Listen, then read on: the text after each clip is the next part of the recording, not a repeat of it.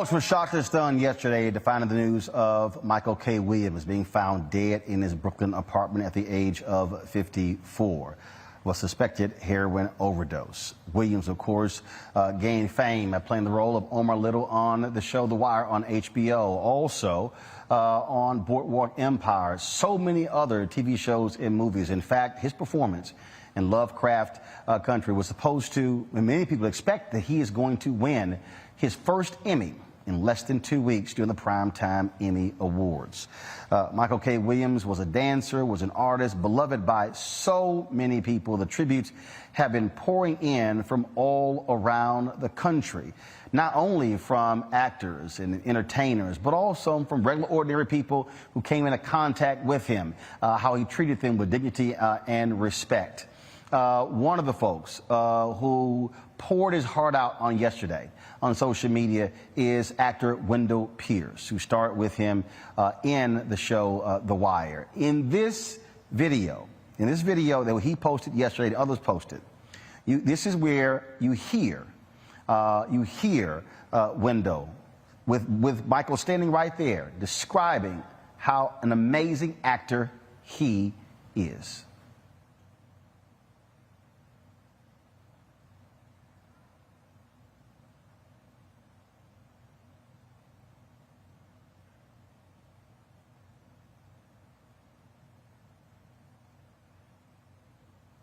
All right, folks, let me know when we actually have that interview ready, because it really was a powerful interview. Let me go to quickly to Michael Collier. Michael is a comedian out of Los Angeles. He posted yesterday about his good friend Michael K. Williams. Michael Collier, glad to have you back on the show. Unfortunately, under these circumstances, just to share for our audience your thoughts and reflections on your dear friend Michael K. Williams. Well, you know, I love the brother, and I went to see Denzel Washington on Broadway, and pull this camera back even further. We went to see Denzel Washington play A Raisin in the Sun, and then afterwards we stood outside at intermission and just sort of compared acting notes. If you're watching Denzel and you're an actor, you are in a master class, brother. You are looking at the very best of the best, and there I was standing with Michael K., who is the best of the best as well. So we got to laugh about that. We got to go to the Academy Awards parties together like 2 years ago, and just to be able to hang and talk to him was so cool. I do a show called Superstar Interviews, and I had an opportunity to interview him for a 40-minute one-on-one, and I'll be running that tomorrow at 6 p.m. On Instagram, Facebook, and YouTube. So people just see him chatting for 30, 40 minutes, us laughing and breaking it up. And I don't know what kind of time you have, but I wrote a poem. You got time for a poem, Roland? Michael, go ahead. Okay. It's called My Friend. When Michael K. Williams did The Wire, he set the whole television world on fire. When Omar came down the street, you better pick up and run, or you's gonna be one messed up son of a gun. He did more than just hood roles, and they all still inspire. He also was the top gangster in the almost all-white Boardwalk Empire. His work in When They See Us was surprising and stellar, but he wasn't just a great actor. He was a hell of a fella. When I think of his character and heart, there's no one word I can find, but everyone that met this man will tell you that he was kind. For his august work on Lovecraft Country, he's nominated for an Emmy Award. And on his trip to heaven, I hope he knows that he's adored. I swear I hope he wins that thing to crown his awesome career. And I hope we all can applaud the human he was when he was hanging around out here. We will miss this magical brother. Great actor, great father, great dancer, great man. We will fill in his spirit with prayers and love and put the rest in God's hands. I love that brother, man. And he had just such a great body of work that was so varietous. He did all types of roles, man. And he brought all of it and he left it all right there in the camera. he didn't play. So I was honored to know him, and I will be sending prayers up for him on my shows. Every place I go for the next couple of weeks, I'm burning 2 candles a day and just wishing that wherever he goes, I know he's in the heart of God, but now I want to keep him in the hearts and the minds of us, because, you know, this is 4th Emmy nomination, and I want him to win this one. Michael Collier, we appreciate you sharing your time and thoughts and reflections on your friend Michael K. Williams. Thank you, King. All right, see y'all. All right, folks. Michael talked about the roles that he played. One of those roles was in the remake of the movie Superfly, which was led by Director X. He joins us right now here on Roland Martin Unfiltered.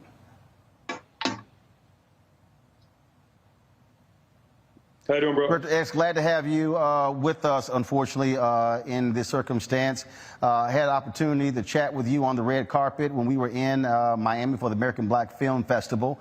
The role that Michael played was that of a drug dealer, but also as a mentor as well. Describe for us what was it like to work with him, to direct him, to interact with him. I mean, yeah, his role, he played Scatter from the original movie. And, I mean, he's just a real artist, that respects all the art forms of it. It's not, you know, some people get very caught up, and I'm an actor, and that's where they live, and I do films, and I do these things. But he had a real respect for dancers, directors from music videos, commercials, just the whole art form across the board, and really understood when you're dealing with masters, right? And he was a master himself, right? He was truly dedicated to the art form, truly appreciated all forms of art. And, you know, on set together, we build a lot in between shots and just kind of vibe.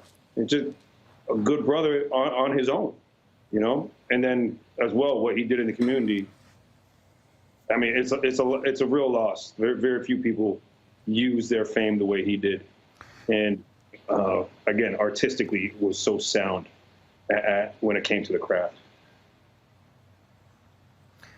He openly talked about the battles that he had with the demons of drugs. He gave an interview where he said that when he was doing The Wire, he did not want to get found out being in the tabloids. You look at several roles that he played, drugs were involved. But this was something that he was constantly fighting with bouts of sobriety. Can you talk about, again, here's this enormously talented actor who's battling substance abuse, and when he died, when I got the news yesterday, the person who I first thought of, another amazing actor, Philip Seymour Hoffman, who died at the age of 47 of an overdose. And so this was not just a personal battle for him. He was open and sharing it with people about what he was fighting against. Yeah, look, I never had a conversation with him about these things. And for me, I mean, which shows you the other side. It's cool, solid brother, you know, work together, see him out, have a vibe, run a joke, you know, and had no idea that this is what was going on. But look, there's something about being a performer and really being an actor. This is not easy. They make it look easy, right? So people are like, oh, that's just acting. No, that's not just acting. It takes real dedication to the craft, real talent and skill to become this good, to become other people. And diving into those roles and representing such vastly different characters as your profession requires you to go some places. And some people are just, they're more open to that. Again, I can't speak to what was going on with him. We never had a conversation like that. But like you said, Philip Seymour Hoffman, all these great actors, they've had these struggles, because I really believe there's a part of this that just it's an art form like no other. None other requires you to become someone else that you can believe. Everything else, all the other art forms are being yourself as much as you can. And this one just requires a different kind of depth, and everyone having their own methods of what they got to do to reach that place as a performer. And like I said, this guy really is about his life. Michael's really about this craft. So I don't know. I can only look from the outside. But I have, and I mean, and we haven't even talked about what fame means, walking outside, especially being so iconic, having people really put that on you. These are not normal experiences for the average person. So for us, trying to understand it is we just can't. We're not in those shoes. You know what I mean? But we try and understand. Here's a clip of Michael on the Tamron Hall show talking about his fight against addiction. Well before you use the drug or alcohol again, the pieces start to fall apart well before the relapse. What do you mean by that? With Wood, we see a perfect example of that. A lot of people often think that when a person puts down the drug or the alcohol, that all the problems go away. That couldn't be further from the truth. Drugs and alcohol are not the problems. They're merely symptoms of the problem. And once those things go away, the real work begins. Working on all the character defects, the moral compass, the skewed moral compass. Those are things that need to be addressed. Those are the reasons why we got high in the first place, and our inability to deal with life on life's terms. Yeah. So for me, for instance, when The Wire was coming to an end, I had no legs to stand on. I had stopped doing the work on myself, the shutting down the inner critic in my head. And, I went from being a shy, dark-skinned kid in the hood who was corny to all of a sudden, everyone is just, yo, man, I love you. Right. And I was like, the only small problem was they were calling me Omar and not Michael. And I was like, yeah, Omar, Michael, who gives a damn? It's the name, right? Right. And that was the beginnings of me losing myself, losing my identity, and in my work, and that came back to haunt me drastically toward the end. I had no legs to stand on when that show ended, because I was forced to go back and look in the mirror, and that was who wants to do that, right? You have to go back to the mirror and ask yourself who you are. Michael, it's so interesting. You have this pivotal moment that happened in your life that involved then Senator Barack Obama on the campaign trail. It was 2008. And that's actually when I just interviewed him and met him as well. I'm living in Chicago, and he's got this book and the audacity of hope and all these things.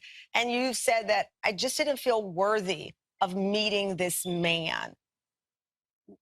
You're in the room. You're there for a reason, but you didn't feel worthy. Why?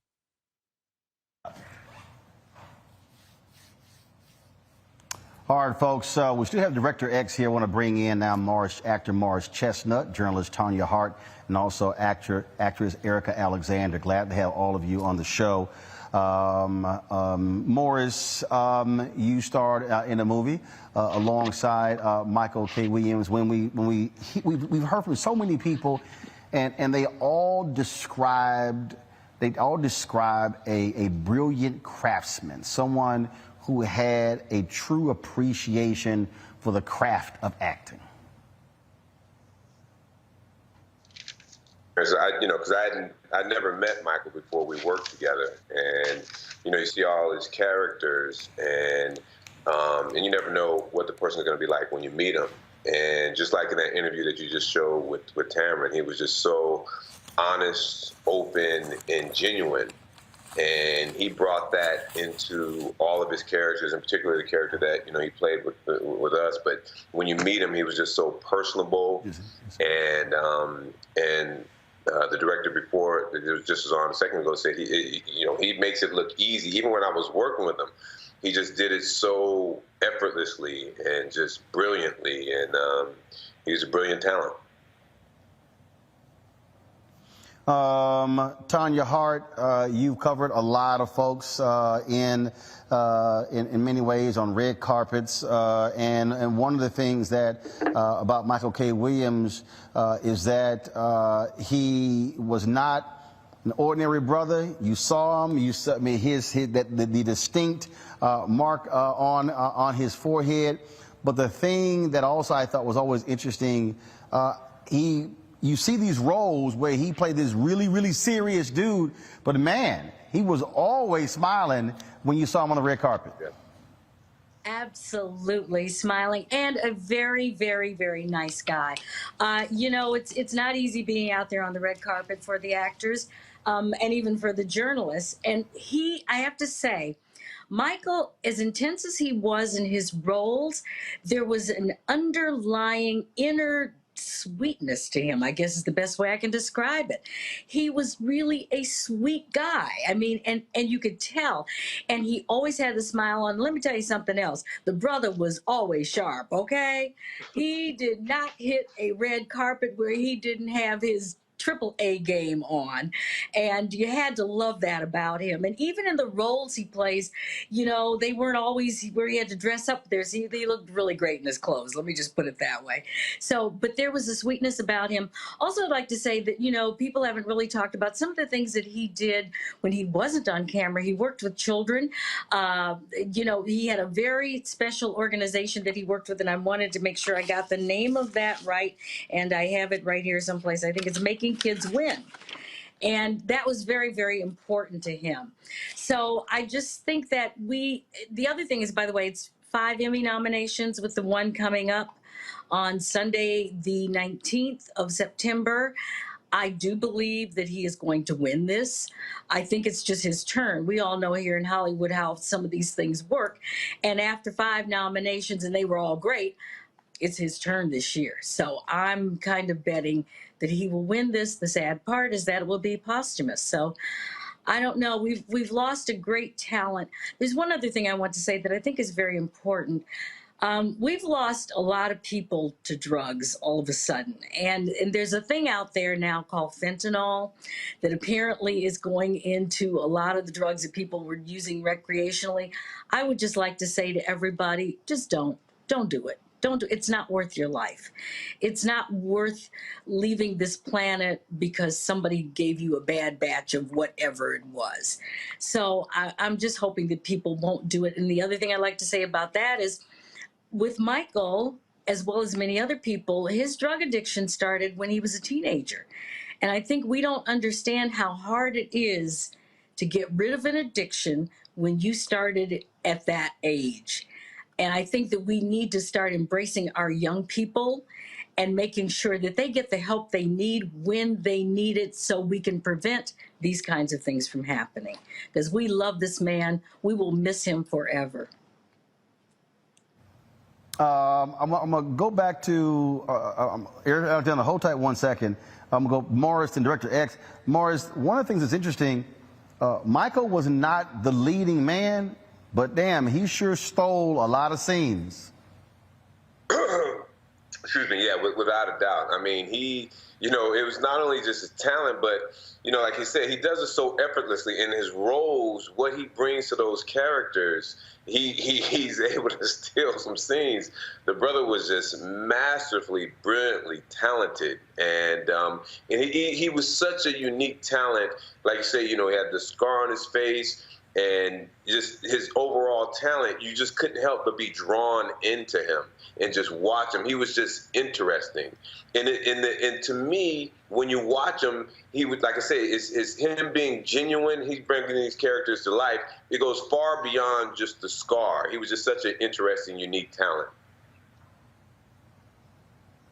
Director X, I take it, first of all, again, Trevor Jackson, he was the lead in your remake of Superfly, but sort of like, their roles in the movie, it was Michael K. Williams who was playing the mentor to essentially the mentee. Oh, completely, yeah. And look, we wanted someone we wanted someone to play that role that when they came on screen, the audience said, "Yo, him." You know what I mean? And Michael, that he had that power. You're like, yo, people got excited to see him. He's really iconic. And to put those two together, and actually, again, when I think back to Superfly, I don't think so much about, they did great performances, without a doubt. But I remember there were conversations off camera, in between shots, the things they would talk about, or we would talk about. But I remember, like, when we did them talking in the car, and they hear their conversations, because they're just in there, and I have the comm on. So I hear them, right? And he's just a cool brother, man, and just giving him a vibe about the game, right? There's definitely some OG kind of talk on what he's dealing with and where to go, and it was great to hear that conversation with it. He's great, man, and even just to hear him talk now, and in that last interview, and what the message the fact that he was so open about what he was going through before he passed, and the attention that this can now give, and really, there's going to be some lives saved because they're going to hear what he has to say about this. So it's even in passing, he continues to do good work for the community. Erica Alexander, I want to bring you in. You posted this on Instagram. You said, he was wonderful, sensitive, kind, wicked, funny, and gracious. We got on really well. The outdoors suited him, and he marveled at it. But then things changed, and his time there ended abruptly. No words were said, just gone. It was when y'all met at Sundance. And you just talked about I love this here. You said, I knew he was not a cookie cutter cutout. No, he wasn't. Michael was unique, and he was a shapeshifter. We met at Sundance and got on immediately. I'm obviously just a very curious individual. I was so happy to meet him. At the time, he had just done The Wire and had done a very fantastic job of it. But inside of that dynamic, we're in a natural setting.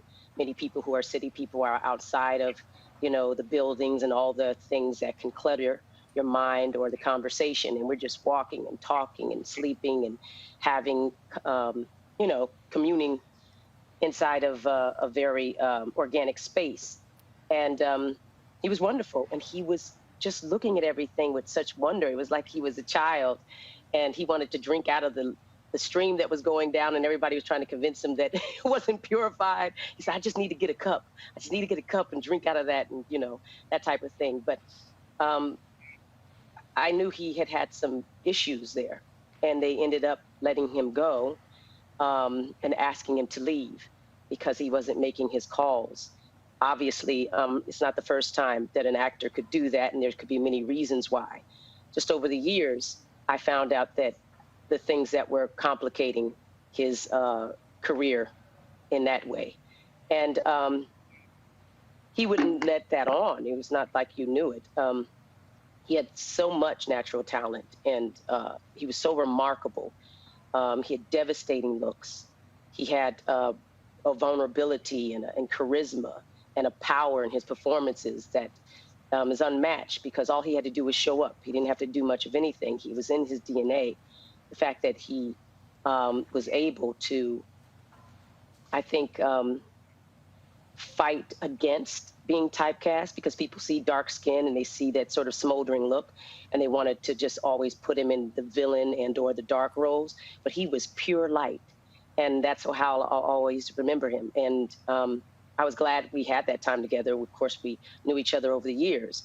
But to me, that first meeting with him in that space was his more natural space, and I'm glad I got to meet him there. Morris, final comment from you before I let you go. Then I'm going to go to Director X here. Last year, when some video came out and Chadwick Boseman had lost a lot of weight, he and I had texted back and forth. And this is what he said: as an artist and a human, I share my feelings with you, but in the public realm, I can't explain myself. That takes away from the art and the way of the artist. I would rather be misunderstood than go explaining away the reasons for my actions. You will see it on the screen. There's just a certain code that you live by when you do this for real. People don't understand our craft or our way of life. Both things feed each other. And although people are shocked and saddened and stunned by his death at the age of 54, he would have been 55 on November 22nd, the fact that he is remembered for these absolutely iconic roles, and some will say two of the greatest roles in the 20th century of television, 21st century of television. That right there, I think, also says a lot about his immense talent. Without a doubt. You know, it's hard for people think, of course, they think acting's easy, but it's hard to have one iconic role, you know, and he's had, I think he's had several, more. I think he's had about 3 or 4 at least. And I can say with me, what really resonated with me with him is seeing him in so many roles before I met him, and then him being as open and genuine and as he was, and it shows through during his work, which allowed him to, you know, of course, he put a lot of resources to portray those characters, those characters have become iconic, and it's just something to me as I just respect, you know, as a person, but even more particularly as an artist, for him to be so open and genuine, and then to be able to delve into those characters like that. Actor Morris Chestnut, always appreciate it, my brother. Thanks a lot for joining us. Appreciate you. Appreciate you. Thanks, Roland. Director X, your final comment. Man, there's a real sadness around this. This is our loss, but I do trust in God, and I do know that the spirit lives past the body. So his spirit is still with us, and in God's divine timing and understanding, this is what is meant to be. And like I said, whether it's saving a life, someone understanding about drug abuse, and whichever road that the things that he has said and that we're now bringing to the forefront, and the amount of people that reaches.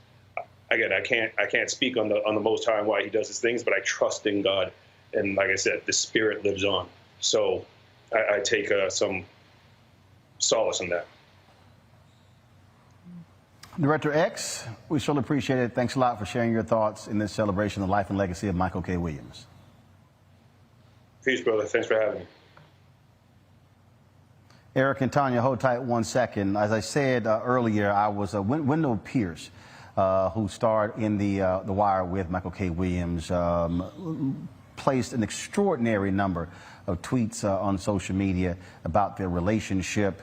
I did catch up with Wendell. Wendell was actually, he's actually in Greece, and he's actually shooting there, was unable to join us. But this video here circulated a lot yesterday, and where he really encapsulated how amazing of an actor Michael K. Williams really was.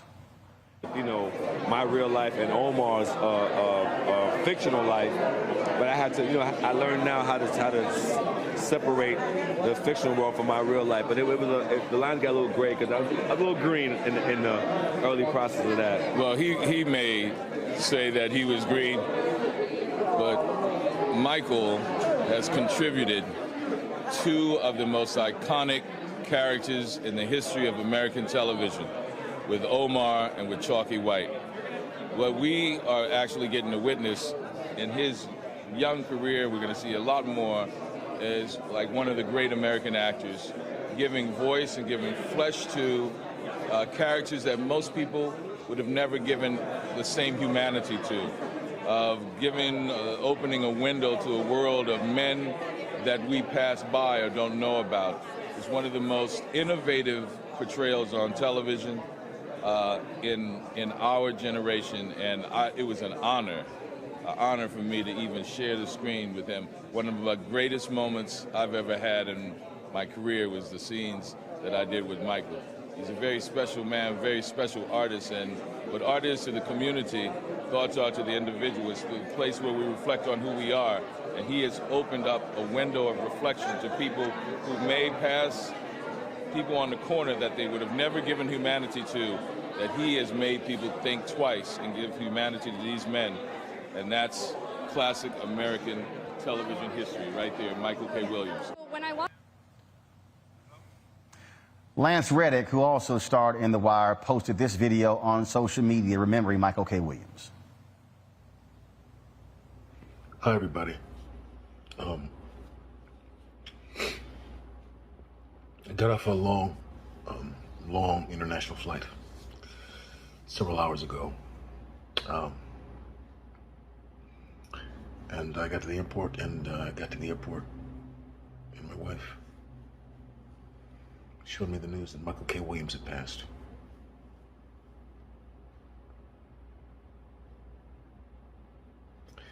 And I just felt that I wanted to say something.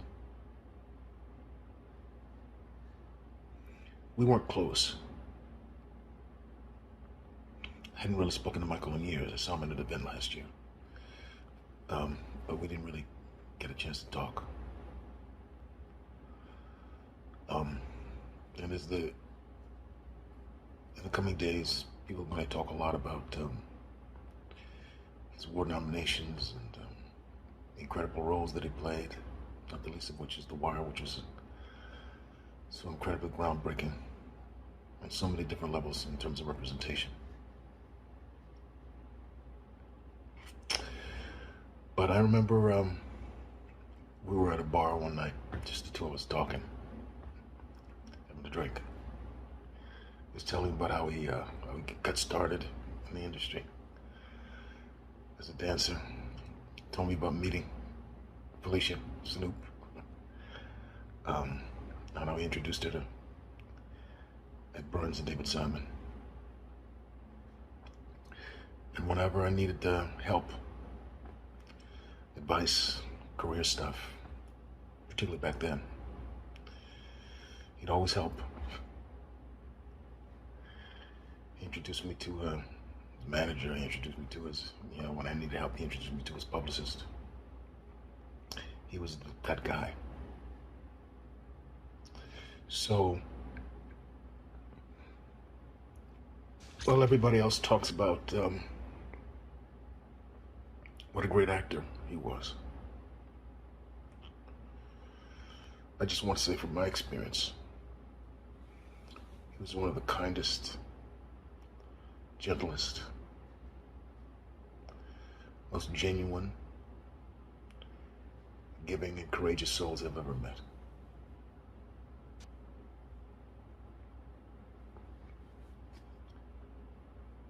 Rest in peace, my brother. Much love and respect.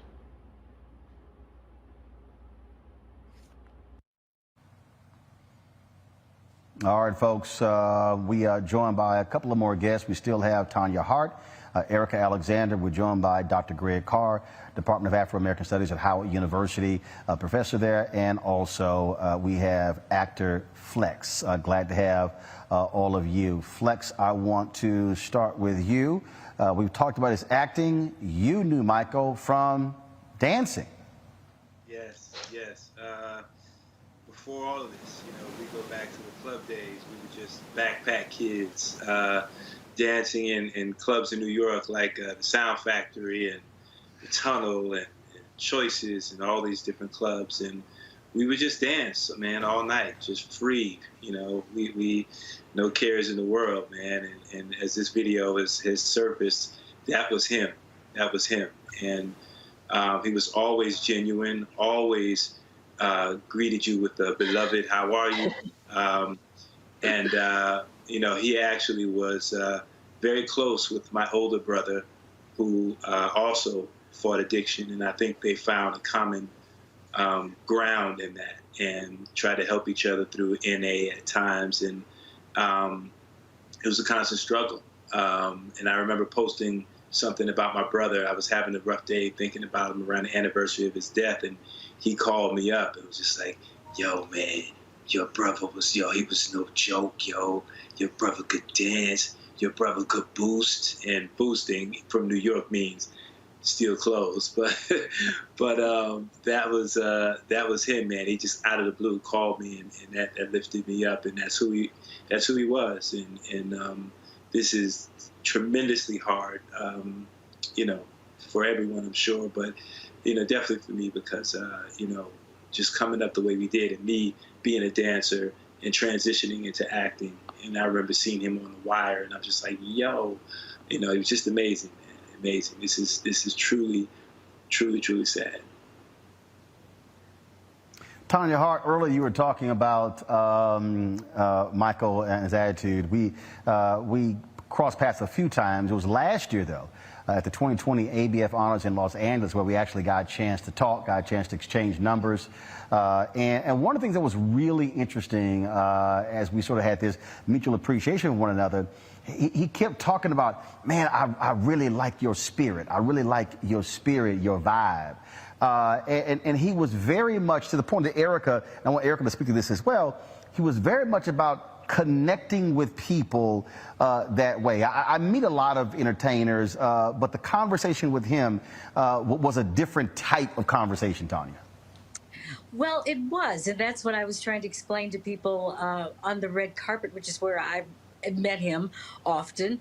And the thing about him, too, he always made sure if he saw black press out there, he would make sure that he went to talk to the black press. And we can really appreciate that because, you know, Roland, you really know everybody doesn't do that, especially when you've reached the stature that in the business that he has. But he would always make sure that he talked to the press because, you know, he understood who really helped his career along. It's always the black press. We always know about folks like Michael before the general public knows who Michael is. They may know he's that great guy. You know, I saw that guy on TV the other day. I don't know who he is. We knew who he was. We knew where he came from. We knew how important his talent was. And we would give that out to people, and he would give it back to us. And I truly appreciate him for that. I just, again, it's going to be interesting. You know, the Emmys are going to be virtual, sort of. They're doing a virtual and in-person thing this year as well. Most of us in the press will be virtual. A few of us will be there. But it will be interesting to see the kind of tribute that people pay to him, because even a lot of people who didn't give him his propers when he was here, you know, they're going to come out and do that now because it was so well deserved and they knew it was deserved. And it's sometimes a shame that this has to happen before people realize how important, because he was truly an important and a gifted talent, but he was important, I think, to black people. Because as many of the folks here have said, he showed a certain humanity and humility and vulnerability on the screen that we don't often get. And he also allowed us to tell our story in our own words. That's really what Michael K. Williams did. He told our story in our words. And I appreciate and love him for that. Erica, that point about spirits connecting, the vibe that he had, I saw somebody, and it was just a random person who said they happened to be at a party. This person was a poet. They felt out of place. They sat in a corner, and Michael came over and began to talk to that person and said, well, what do you do? The person said they were a poet, and he said, well, I want to hear some of your stuff. And this person said they were just shocked that here they were at a party and he was spending that amount of time with them and said, hey, I want to hear your stuff. He was a very giving spirit, and he would get intimate with you very quickly. Something that actors have to do immediately is meet somebody and then make love to them. He did that every day. He did that as a matter of course. That's who he was.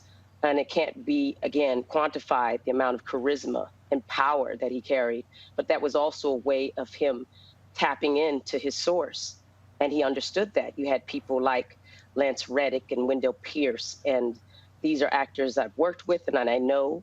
And I feel like I've gotten intimate with without having any relationships like that, you know, in the typical way. Very, very quickly, because I played Lance Reddick's wife, and Wendell Pierce and I have performed together, and we grew up together, a lot of us. I see Flex here and think about how young he was when he was on the radar. And it's just totally right what Tanya's saying about how the black press recognizes you before anybody else does. And they sing your praises and they lift you up. And often that's probably the only sort of support you'll get.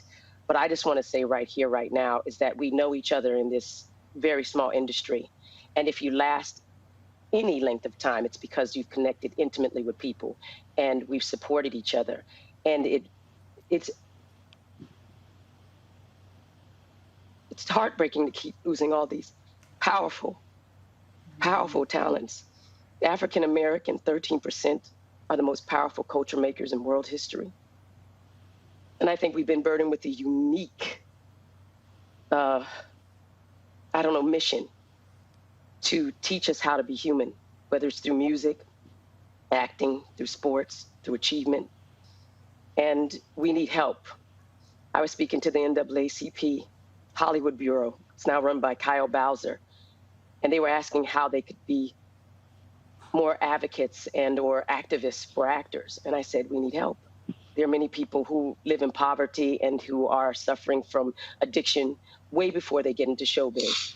And showbiz can exacerbate those things. So we need to talk about that too. If his life means anything, it means talking about the things that made him successful and the thing that ultimately destroyed the length of his life. Never his talent, never his light, but how long he should be here and be contributing and participating. And this is something that is not about actors being, they often call us, oh, we're brats, we're this, we're overpaid. We're people. And again, often are carrying huge amounts of responsibility and accountability that people don't understand. And actors don't get those types of conversations around them. It's often musicians. So I just want to say right now that we need to talk about that. And there are people who come in with these addictions, as it was said earlier, and they need help making the transition to not only support their family and their career and the representation and all the things that come with it, but also to banish and exercise the things that can take them down. And we've had too many people go down, not to be very honest about where we are right now. It's a crisis thing. It's a crisis in our neighborhoods, our communities, in our homes, and it's a crisis on stage, screen, and every place else. Erica Alexander, Tanya Hart, I thank both of you for joining us. Flex, give us your final thoughts on your longtime friend and colleague, Michael K. Williams.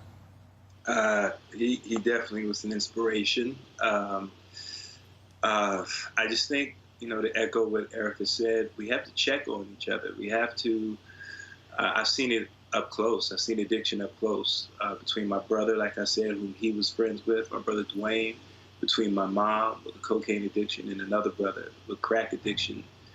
Thankfully, they beat it, but, we got to check on each other.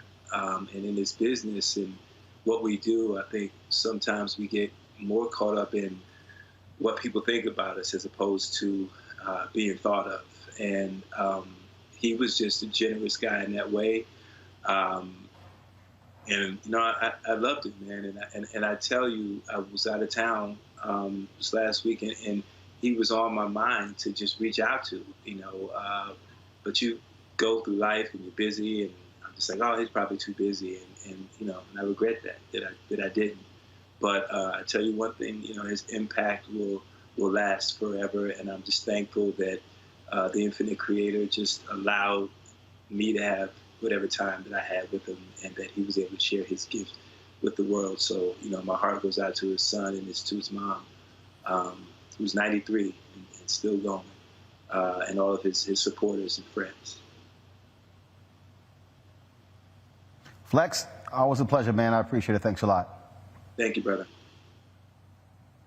Folks, in a moment, we're going to be joined by Fat Joe as well as Freeway Ricky Ross, who Michael K. Williams portrayed in the movie Kill the Messenger. Before we go to them, Dr. Greg Carr, put this in perspective.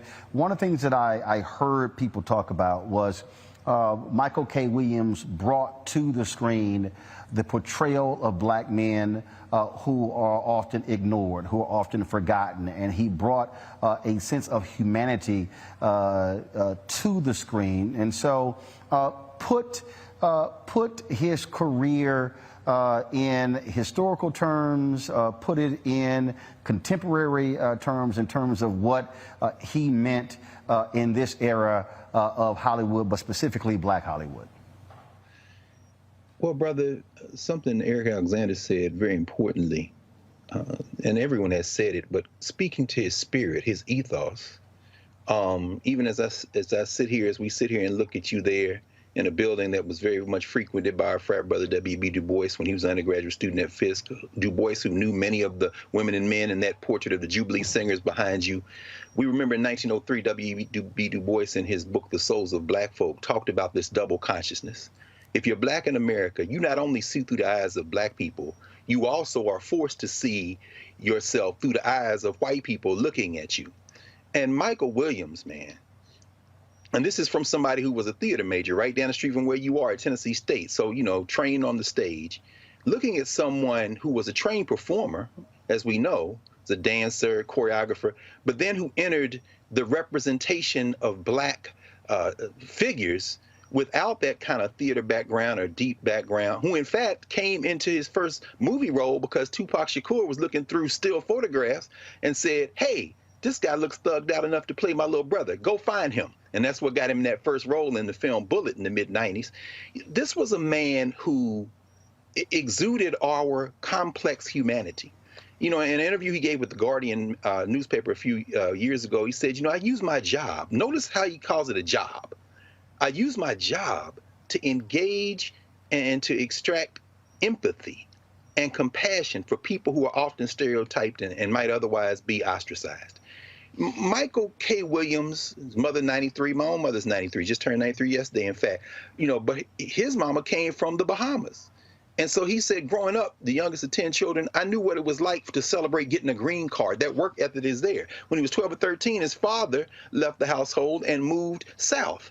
And from 13 till he got that scar on his face in a fight in Queens on his 25th birthday from somebody who pulled a razor blade out and slashed him across the face, Michael K. Williams is trying to navigate the streets of New York in a way that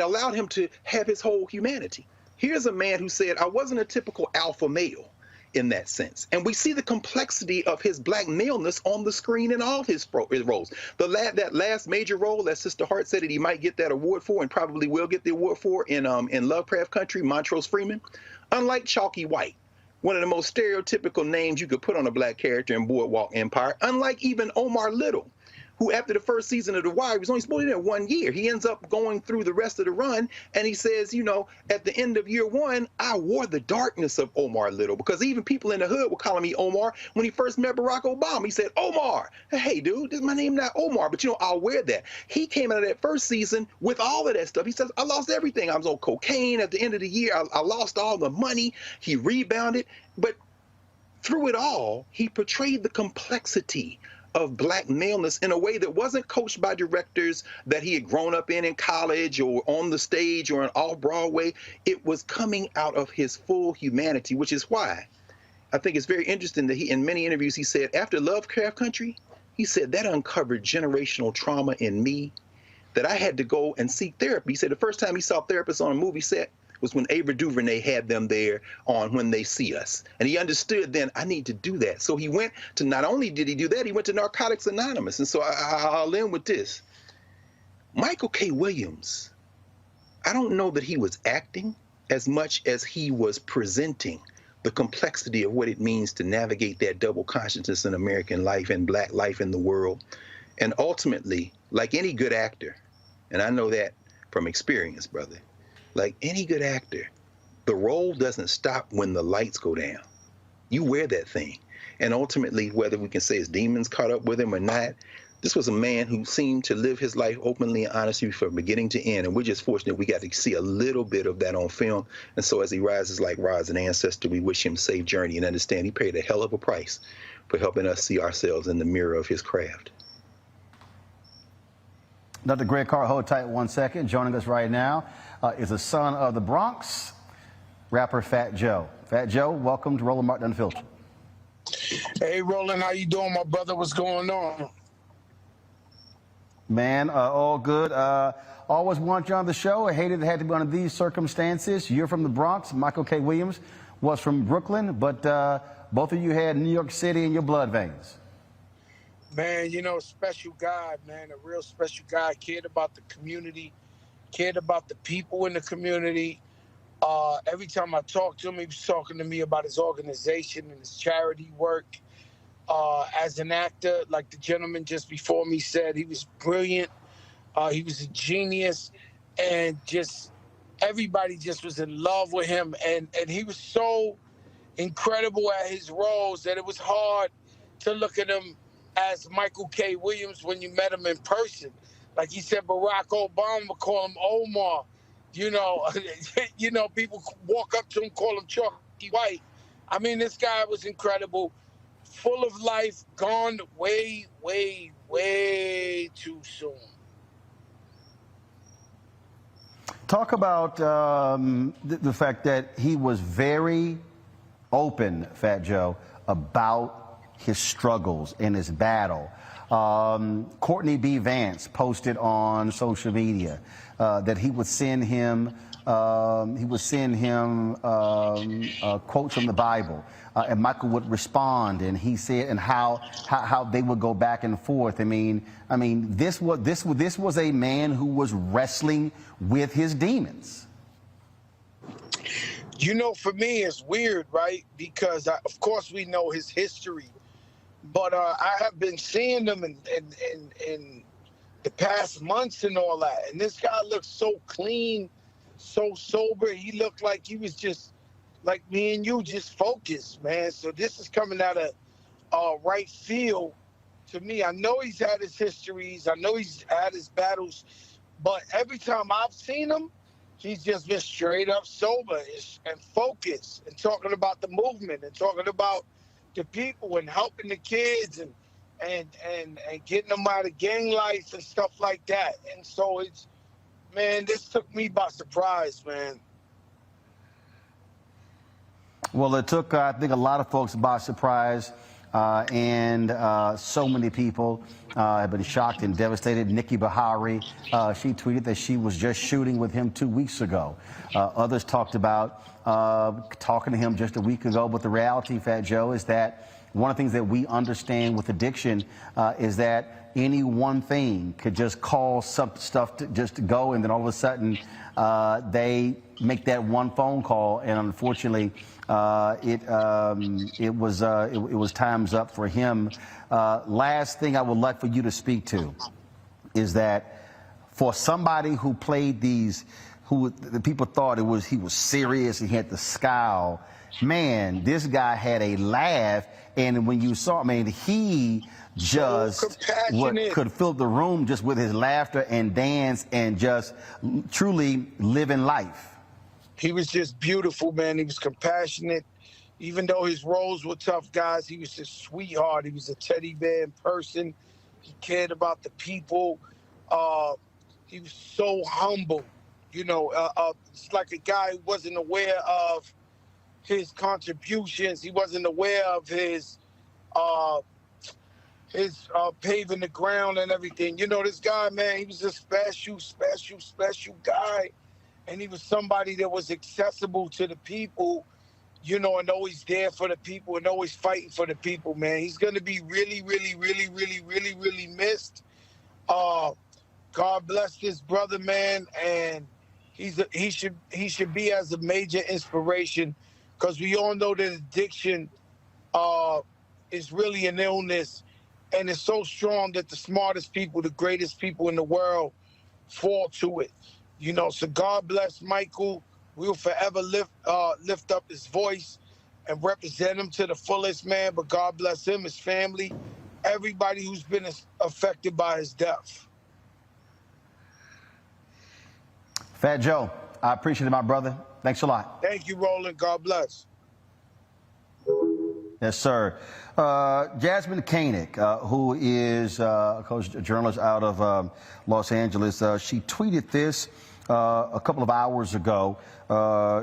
She asked me to share this with you. Compton Council member Michelle Chambers and sister of actor Michael K. Williams released the following statement on the death of her brother. Our family has been shaken to the core of the loss of our Mike.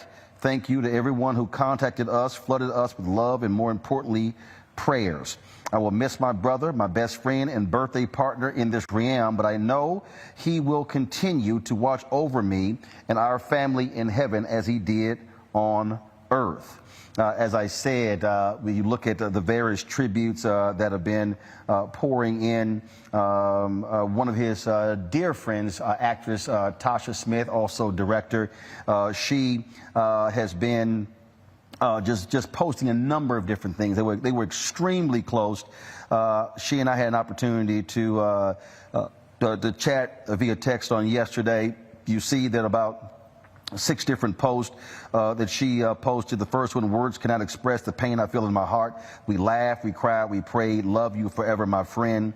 Then she said that she had another one, no one made me laugh harder than Michael, I'm numb. We loved listening and dancing. And so you have all of, then she also posted another one. You gave us all so much love, wisdom, and support. My confident friend, prayer partner, fellow artists, you loved hard and lived courageously. You encouraged me and inspired me. You will live in my heart and our hearts forever. I miss you so much. I can't process this. I know you're with the Lord, resting easy, at peace, but damn, this hurts. That was actress, as well as director Tasha Smith sharing her thoughts about her friend Michael K. Williams, who died yesterday at the age of 54. It was in June when Michael K. Williams took the stage at the BET Awards for their tribute to DMX, and he certainly embodied X with this performance. I said I'm slipping, I'm falling, I can't get up. Let my soul rest and take my breath. I've been through many different phases like mazes to find my way, but now I know the happy days are not far away. If I'm strong enough, I live long enough to see my kids doing something more successful with their time other than biz. Cause they was forced to me to be a man without a helping hand trying to stand. Damn! I said I'm slipping, I'm falling, I got to get up, get back on my feet so I can tear it up.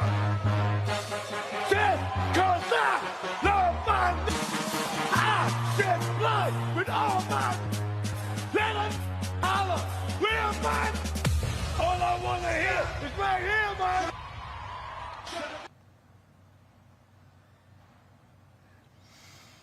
Also, folks, there was another video that we saw where Michael K. Williams talked about separating real life from what he portrays on the big or the small screen.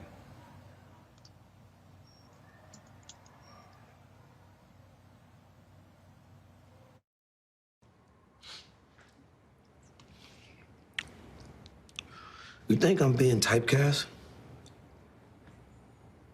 I don't know. You think this cat is typecast? Actually, I want to do this here. So actually, there's a longer video. That video was actually, it was called Typecast. It was put out by The Atlantic as well as HBO. And so what I want to do is I want to play the full video. It should be a 2-minute and 23-second video. So if y'all have that video ready, now go ahead and play it.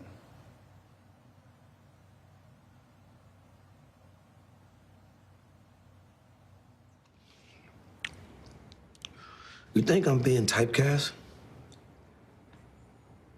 I don't know. You think this cat is typecast? It's a fucking cat, you know? Ain't got much choice. What if he moved to a new neighborhood? You know, hung out with the poodle crowd, did poodle things, you know, become a poodle. Still be a cat, you know? But what if he convinced himself that he was a poodle and everyone else that he was a poodle? Wouldn't that make him a poodle? That's a good point. I mean, weird as shit, but that's a good point. And this whole metaphor is bullshit, yo. You hear me? You think everybody don't got a role to play, huh? You think a white boy could have played Omar? You think you could play a president? I could. And I think we've seen the last black president for a while. I'm just saying. I think you're gonna always be playing some version of Mike. Gangster Mike, old-timer gangster Mike, southern gangster Mike. But I'm not a gangster. Everyone that knows me knows that. Self-denying gangster Mike. Look, I picked these roles. I made this path for myself. Did you? Yeah, did you? Or did they choose you?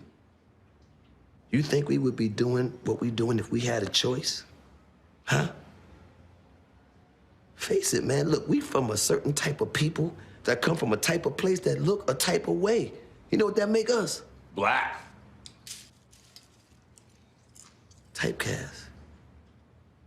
If I were typecast, I'd be in jail or dead. But I'm here. I got out. Got myself out. You sure about that?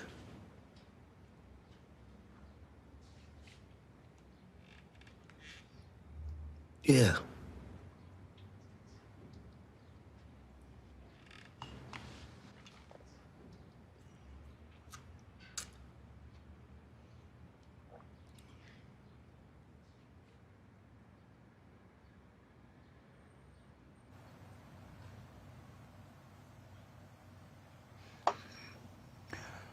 Greg Carr, that was a video that was done, like I said, for The Atlantic and HBO. And, man, that's a whole lot to unpack in that 2-minute and 23-second video. Well, Roland, you know, there's a phrase in Latin that is used in legal circles, res ipsa loquitur. The thing speaks for itself.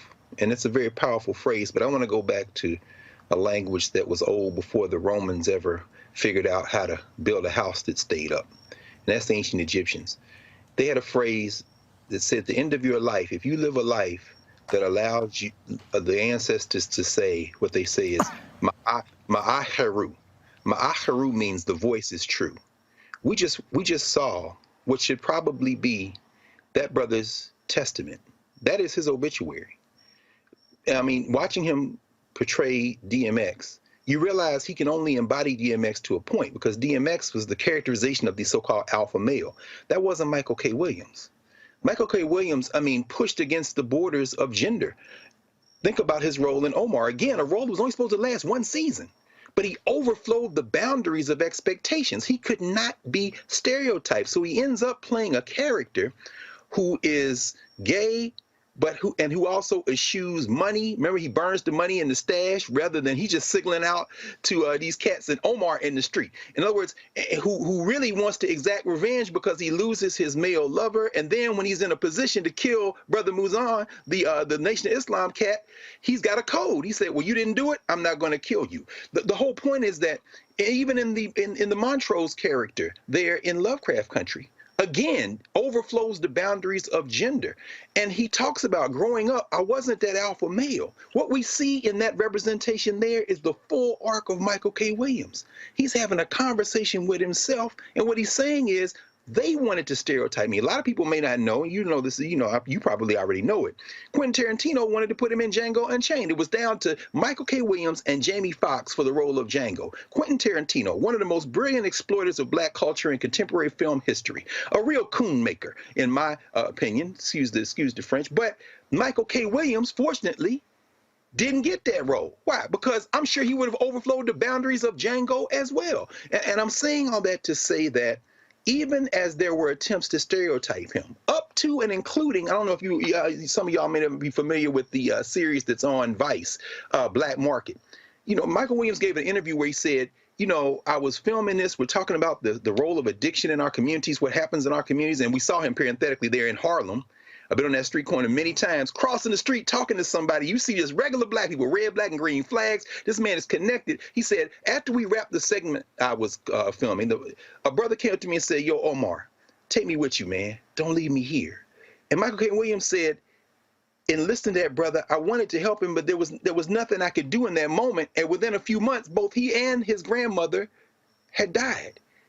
But when we see that characterization right there, you sure about that? And you see his tears well up in his eyes. That wasn't acting, brother. And this thing that overpowers so many of us in this life looks like it came up and overpowered Michael K. Williams. But I tell you what, we all got to go that way. And in going that way, we can always look at this brother and say, in that 2 minute plus a few seconds clip, he embodied what it means to try to navigate this very strange thing, as Du Bois said, this curious thing of being black in a place that rejects you because you are black. He never let it define him. He overflowed all those boundaries, brother. That was a remarkable clip. Thank you for showing it to all of us, brother. Folks, in the movie Kill the Messenger, it portrays the story of Gary Webb, the reporter for the San Jose Mercury News, who broke the news of the CIA's involvement in the spread of crack cocaine across the United States. Michael K. Williams played Freeway Ricky Ross in that film. Joining us right now is the real-life Freeway Ricky Ross. Ricky, glad to have you in Roland Martin Unfiltered. Glad to be here. Share your thoughts with us about the loss of Michael K. Williams, reportedly to a drug overdose, him playing you in Kill the Messenger, a movie where, frankly, drugs is intertwined throughout that story. You know, when I first met Michael, we had a meeting about him playing that role, and I was against it at first. I felt that producers and directors of the movie should not be doing a movie without me, that again, they were taking my story, my name, and using it, but not including me. And I told Michael that. And me and him, we sat down and we talked, and he told me that one of the reasons that he wanted to include me in it because he wanted to show the true story of what was going on in my life and in the story. So we sat down for a couple days and we talked and you know, finally I called him and I said, you know what, Michael, you got my blessings on the road. He also explained to me how the way they wanted him to portray me was not who I am. And not only did he go back to the producers and the directors to fight to get me to be a part of the piece, but he also felt that the role needed to be changed. We talked about that several times, about how he wanted the role changed and how he wanted to portray my character. They did change a few things, but they still wanted to portray me in a certain light. Which was, you know, it came. What does that say about him as an actor? That him playing your role in selling drugs on the West Coast, but how he wanted, he still wanted the humanity of you to still come through in this film. Well, he respected me. You know, he showed me great respect. I mean, you know, my name has been used and my story has been used in so many different pieces throughout Hollywood, and very few have contacted me at all to get my opinion or my consent or anything. So for him to reach out to me and let me know that that he had won the role and that he wanted me to give him my blessings, it meant a lot to me.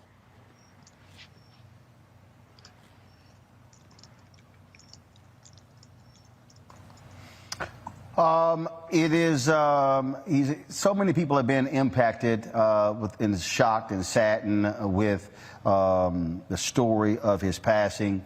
He was very open about his battles with addiction.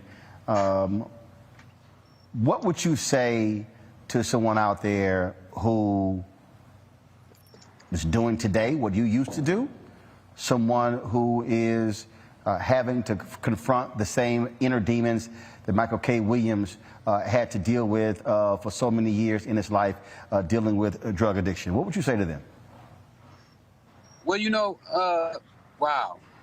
And I had quite of an experience with not only selling drugs, but as well as addiction. You know, my brothers, I've had aunties and uncles and cousins as well being addicted to drugs. And it's not an easy feat. You know, it's something that we all wrestle with addiction of some form of another. Me, myself, my addiction turned out to be selling drugs. You know, I fell in love with what we call the game of selling drugs. And I understood that my addiction could have been just as great as somebody who was using drugs. But we have to really, you know, look down in our souls and in our spirits to ask ourselves, is it worth us making our life a little better at the expense of somebody else's? And that's really the way that I was able to kick my addiction, because I understood that, yeah, my family lived a better life, but there were so many others, hundreds and thousands of others, who had to suffer for me to have that better life. Freeway Ricky Ross, we certainly appreciate you joining us to share your thoughts and reflection on the life, legacy, and the passing of actor Michael K. Williams. And I thank you for having me on to let me share in my short story. You know, me and him, we had a short time together. You know, I can't say we were necessarily friends, but we were definitely acquaintance. We did a couple premieres together for the movie, and every time, you know, it was always brotherly love, and I did have a lot of respect for the brother, and I was hoping that for my movie that we're working on right now, that he had a shot at playing that role, and I know that he wanted to play that role because he wanted to really show my character in the true light that I really lived in, and that I continue to live in today. And I think the brother will be greatly missed. We lost another great one, and I send my condolences to his family. Ricky Ross, we appreciate it, man. Thanks a lot. Thank you. Of course, I want to read, this is the tweet that actor Courtney B. Vance, I referenced it earlier, sent out today, actually yesterday, and this is what it says. Michael worked hard in his work and throughout his life. He shared with us all how hard he tried to achieve sustained sobriety. I know Michael, the man, would want his life to serve as an important teachable lesson for anyone who is in the midst of the very real struggle against addiction. As difficult as this moment is for us all, Michael has found peace. He was a giant of a man. Only my faith sustains me in times like these, and Michael loved the Lord. I sent him our scriptures every day, and he responded every day, Jesus. Michael, you will always be remembered by so many for your gifts as an actor, but even more importantly, you will be remembered for being an amazing, kind man. I love you, my brother. Rest in peace. Actor Courtney B. Vance. Folks, we're going to close out this tribute, if you will, to actor Michael K. Williams, as I said, who died yesterday at the age of 54. His body was found at his dining room table at his apartment in Brooklyn, with him reciting a poem. And we'll end the show on this note. And we appreciate all of you and everyone who joined us today for sharing their thoughts and reflections on the loss of actor Michael K. Williams, again dead at the age of 54. I'll see you tomorrow here at Fisk University on Roland Unfiltered and the Black Star Network. I don't know who wrote this, but I thought I would share it with y'all. We fell asleep in one world and woke up in another. Suddenly, Disney is out of magic, Paris is no longer romantic, New York doesn't stand up anymore, the Chinese wall is no longer a fortress, and Mecca is empty. Hugs and kisses suddenly become weapons, and not visiting parents and friends becomes an act of love. Suddenly, we realize that power, beauty, and money are worthless and can't get us the very thing we're fighting for, oxygen. The world continues its life, and it's beautiful. It only puts humans in cages. I think it's sending us a message. we are not necessary. The air, earth, water, and sky without us are just fine. When we come back, remember that we are guests and not its masters.